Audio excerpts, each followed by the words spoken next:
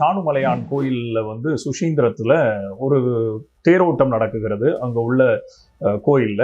அந்த கோயிலினுடைய தேரோட்ட விழால மிக முக்கியமாக இந்து அமைப்பினர் ஒரு சில பேர் அங்க மிக கண்ணியமாக நடைபெற்று கொண்டிருக்கிற அந்த தேரோட்ட விழால பாரத் மாதா கி ஜெய் அப்படின்னு சொல்றதுல கூட ஒரு நியாய தர்மம் இருக்கிறதாக நம்ம உணரலாம். ஆனால் இந்த தேசத்தினுடைய தந்தையான திரு மகாத்மா காந்தி அவர்களை கொன்று குவித்த கோட்சே அவர்களை துதிப்பாடுறது மாதிரியும் சாவாக்கரை துதிப்பாடுறது மாதிரியுமான முழக்கங்களை அங்க எழுப்ப வேண்டிய ஒரு சூழ்நிலையை உருவாக்குகிறார்கள்.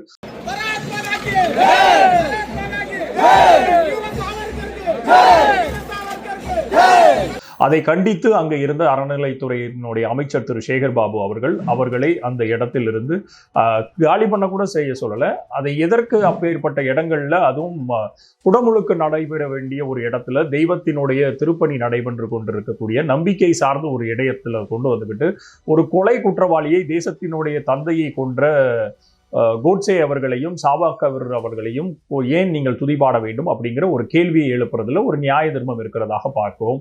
இந்த ஒரு முயற்சியை உடனடியாக திரு சேகர் பாபுக்கு எதிராகவும் இந்து அறநிலைத்துறைக்கு எதிராகவும் அவர் மேல பல்வேறு குற்றச்சாட்டுகளை எழுப்பி இன்றைக்கு பாஜகவினுடைய ஒட்டுமொத்த அமைப்புகளும் அதனுடைய கிளை அமைப்புகளும் தமிழக அரசாங்கத்தின் மேலையும் இந்து அறநிலைத்துறையின் மேலையும் வைக்கிறத நம்ம பார்க்கிறோம்.